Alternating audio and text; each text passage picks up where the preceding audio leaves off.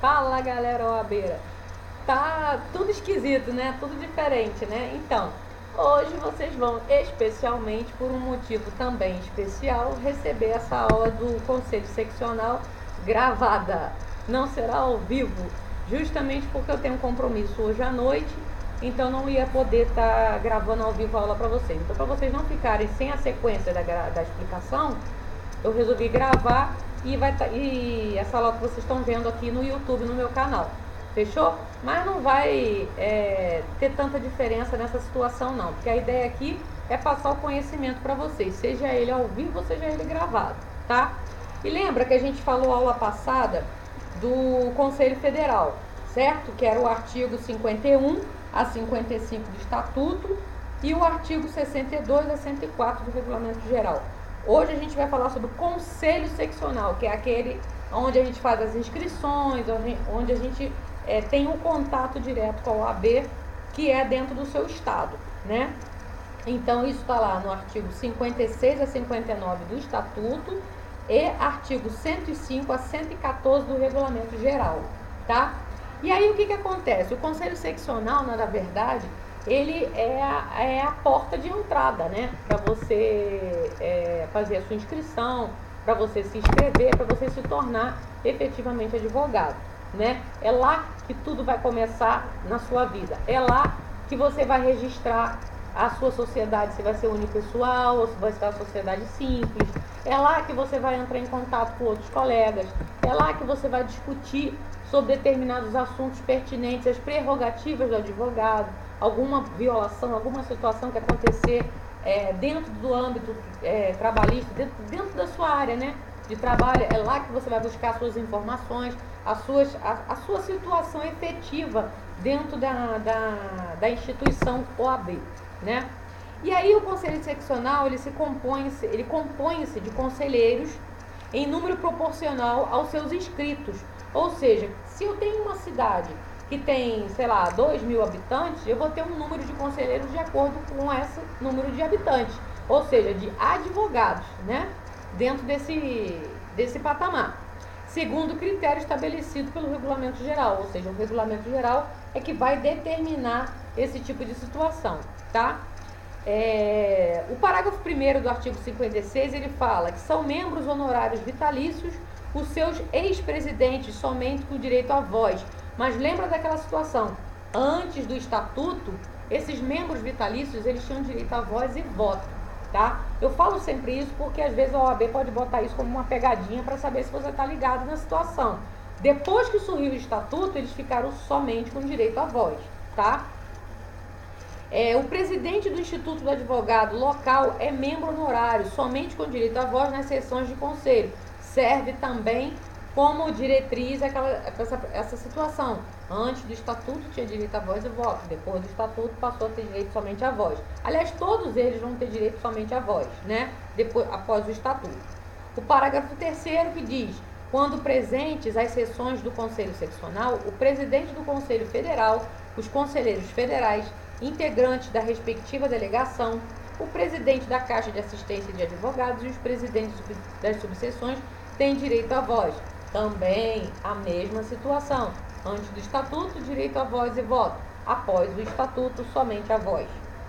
O artigo 57, ele vai falar que o Conselho Seccional exerce e observa no respectivo território a competência de vedações e funções atribuídas ao Conselho Federal, no que couber e no âmbito de sua competência material e territorial, e as normas gerais estabelecidas nesta lei, no Regulamento Geral e no Código de Ética e Disciplina e nos seus provimentos. Ou seja, o Conselho Seccional, ele também acompanha tanto o Código de Ética e Disciplina quanto o Regulamento Geral e todos os seus provimentos que são criados, né, para alguma movimentação do advogado, alguma situação que o advogado queira resolver. Então, quando a gente fala na área da competência, a gente está lá no artigo 58, que é privativamente competente o Conselho Seccional para editar o regimento interno, ou seja, ele que modifica, transforma, tira, põe toda a situação do seu regimento interno e suas resoluções, tá? Cria as subseções e as caixas de assistências, que a gente vai falar depois. As subseções é como se fosse um braço direito Ou seja, está muito sobrecarregado esse conselho seccional, então eu crio uma subseção, delego funções a essa subseção, né, adiantando já sobre ela, delego situações da subseção e aí eu consigo desafogar administrativamente o meu conselho seccional. E isso acontece normalmente em estados grandes, ou seja, Belo Horizonte, São Paulo, lá para o sul, cidades com vulto, né, com muito advogado presente nesse estado, tá? Julga em grau de recurso as questões decididas por seu presidente, por sua diretoria, pelo Tribunal de Ética, o TED, né? E pelas diretorias e subseções da Caixa. Então, qualquer situação que ocorrer dentro, com essas instituições, é o Conselho Seccional que vai julgar em grau de recurso, tá? Ele não entra com processo administrativo. Ele julga os recursos que são impetrados em cima dele, tá? Fiscaliza a aplicação da receita, realiza o próprio exame de ordem, ou seja, o exame de ordem, apesar de ele ser unificado, cada estado, quando houve a modificação do Código de Ética e Disciplina, quando houve a modificação da própria situação do exame de ordem, ou seja, a surpresa que vocês tiveram agora no valor de R$260 de inscrição, né? Eu quero saber se vocês já estão conseguindo contactar seus médicos para tirar um pedacinho do fígado para poder vender, né? Para vocês conseguirem pagar a inscrição, porque com um valor desse, daqui a pouquinho vocês estão pagando R$300. Então, pelo amor de Deus, passem nessa prova logo para vocês não terem que desembolsar R$260 repetidamente, porque não é mole não. Agora, aqueles que realmente não têm condições de pagar, um adendo aqui, procurem a prefeitura e a assistência social vinculada à prefeitura ou alguma organização que tenha assistência social e procura tentar fazer a isenção. Eles são meio meticulosos quanto a essa situação da isenção. Mas se você comprovar que está desempregado, entre uma listinha assim de requisitos que eles pedem para vocês terem a isenção, vocês conseguem ter isenção dessa prova e isenção de qualquer concurso. Apesar de que o edital veio com uma novidade de que você pode se declarar hipossuficiente, tá? E veio com uma declaração de hipossuficiência. Agora, tentem, através dessa declaração de hipossuficiência, para ver se vai conseguir vocês terem a isenção desse valor, porque realmente é um valor extremamente puxado, porque você passa numa prova e logo em seguida você vai tirar a carteira, você vai ter outro gasto. É a única profissão que você já entra nela endividado, né? Já tendo dívidas para pagar. Mas enfim, aí voltando aqui, que isso, o inciso 6, né, do artigo 58 é que fala da realização do exame de ordem. Decide sobre os pedidos de inscrição, né? Manter o cadastro dos seus inscritos, é lá que eles atualizam, retiram, põem, atualizam se está com censura, se está se foi excluído, né? É através da sua seccional que você vai saber todo o relacionamento que você vai ter com outros colegas, tá? Participar da elaboração de concursos públicos, isso até eu falei lá na aula passada, ela participa, ela também está dentro dessa organização, principalmente quando se trata de concursos federais. A OAB está presente lá para organizar o edital, para saber se o edital não está sendo violado, né, se está sendo tudo organizado de acordo com as regras, né, para concurso público e da própria OAB mesmo, né?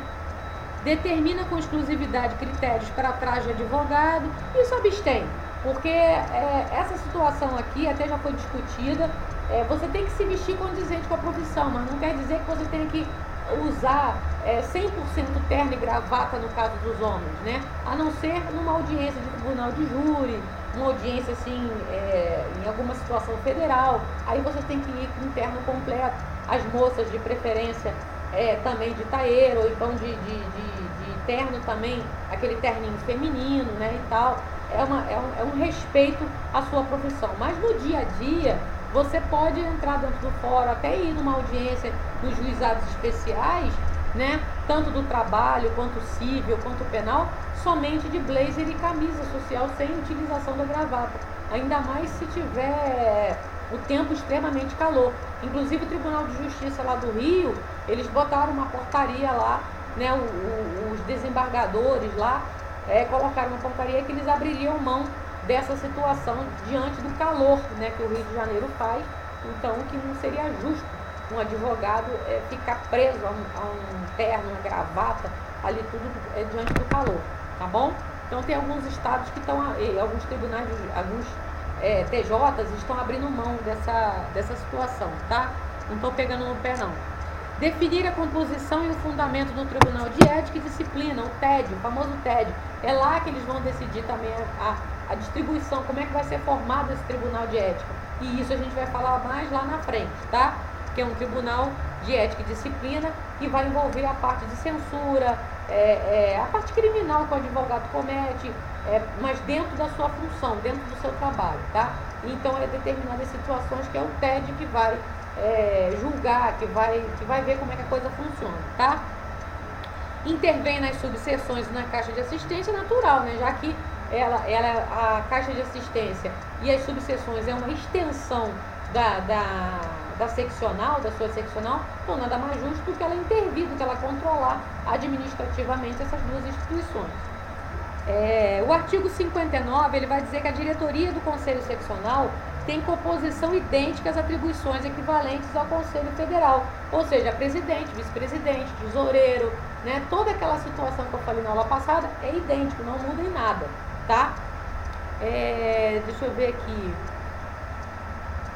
De acordo com o artigo 45, parágrafo 2º do Estatuto, os conselhos seccionais têm jurisdição sobre os respectivos Estados-membros do Distrito Federal e dos territórios, embora se saiba que no Brasil atualmente não há mais território, né? Mas é aquilo, a seccional, ela fica em cada estado, né? Para poder ter o controle dos seus inscritos, né? Ela saber exatamente com quem ela está lidando, né? No caso de composição e voto nessa situação, como é que funciona? A composição desses conselheiros é diferente do Conselho Federal. No Conselho Seccional, a composição é proporcional ao número de advogados inscritos. Já no Conselho Federal, não, tá? No Conselho Federal, a composição é diferente, é de acordo com o Distrito Federal lá. No Conselho Seccional, como eu falei, ele é proporcional ao número de advogados inscritos. Isso está lá no 106 do Regulamento Geral. Abaixo de 3.000 inscritos, até 30 membros. A partir de 3.000 inscritos, mais um membro por grupo completo de 3.000 inscritos até o total de 80 membros. Ou seja, se eu tenho 3.001, eu vou ter 80 membros dentro desse seccional. Se eu tiver certinho 3.000, eu vou ter 30 inscritos dentro dessa seccional, tá? Então é uma conta, uma proporção que eles fazem de acordo com a quantidade de advogados que tem, tá?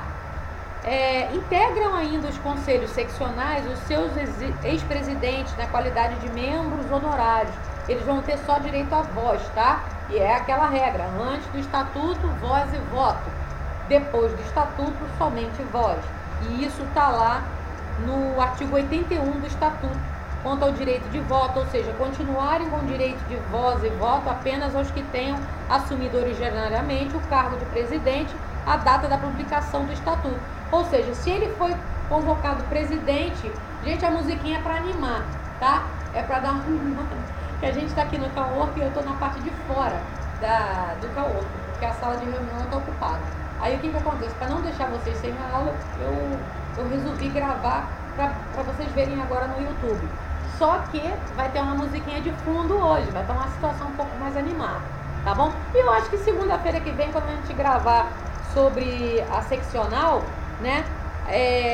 A seccional não, a subseção, quando a gente gravar a segunda sobre a subseção, acho que eu vou fazer aqui embaixo, só que aí vai estar no escuro, vou acender umas velas, a gente vai fazer um par romântico para falar sobre subseção. O que vocês acham? Topa? Então, continuando aqui, deixa eu ver. Competência do conselho, falei, né, que é no artigo 58, editar seu regimento, criar subseções, né, julgar em grau de recurso, fixar a tabela de honorários também. É na seccional que fixa as tabelas de honorário, aquele caderninho que você ganha quando você... Alguns estados dão. Quando você tira a sua carteira, o kit advogado. Além de você receber aquela carteirinha vermelha, a carteirinha de plástico, eles te dão um caderninho também de onde está os honorários ali, né, os recursos, enfim, a tabela, né? Eles costumam dar aquilo. Tem alguns estados que não dão, mas tem outros que dão. que eu falei, realizar o exame de ordem, decidir sobre os pedidos de inscrição, manter atualizados os cadastros de inscritos, fixar, alterar ou receber contribuições obrigatórias, preços, serviços e multas. No caso, vamos supor, o honorário atrasado, né? Essas coisas é através da seccional que resolve. Participar da elaboração dos concursos, isso eu falei. Determinar com exclusividade critérios para trajes, também condizente com a profissão, né? Que eu falei. Aprovar e modificar seu orçamento anual, quer dizer, eles fazem um orçamento anual de gastos, né?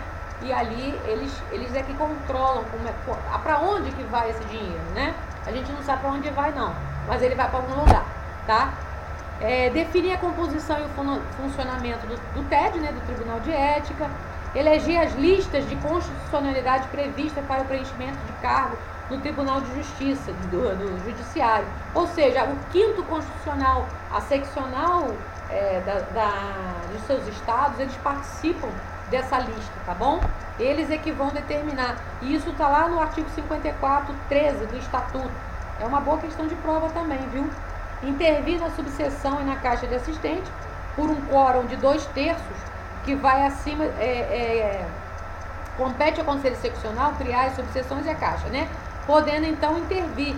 Vai ter um quórum de 2/3 para ter essa intervenção, tá bom? 2/3 do Conselho vai votar para poder saber se vai valer a intervenção ou não, tá? É sempre 2/3, tá? Assim não se deve confundir, compete ao Conselho Federal intervir no Conselho Seccional, mas compete ao Conselho Seccional intervir nas subseções e na Caixa de Assistência de Advogado. É uma escala, gente. Tem o Conselho Federal ele intervém por 2/3 em cima da seccional.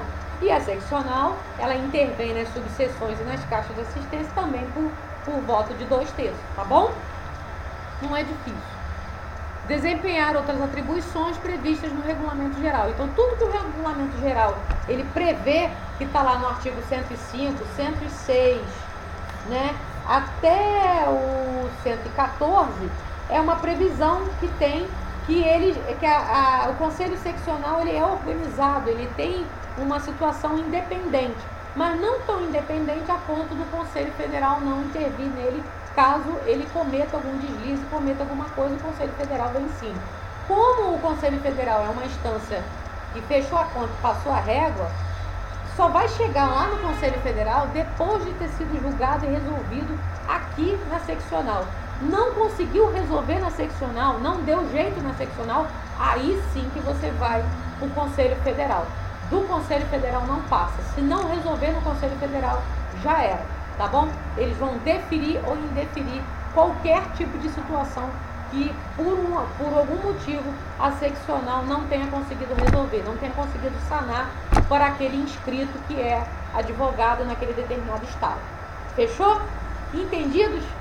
Então, a gente volta na segunda-feira. Você vê que foi uma aulazinha bem rápida para vocês terem uma ideia realmente de como funciona o Conselho Federal, né? O Conselho Seccional.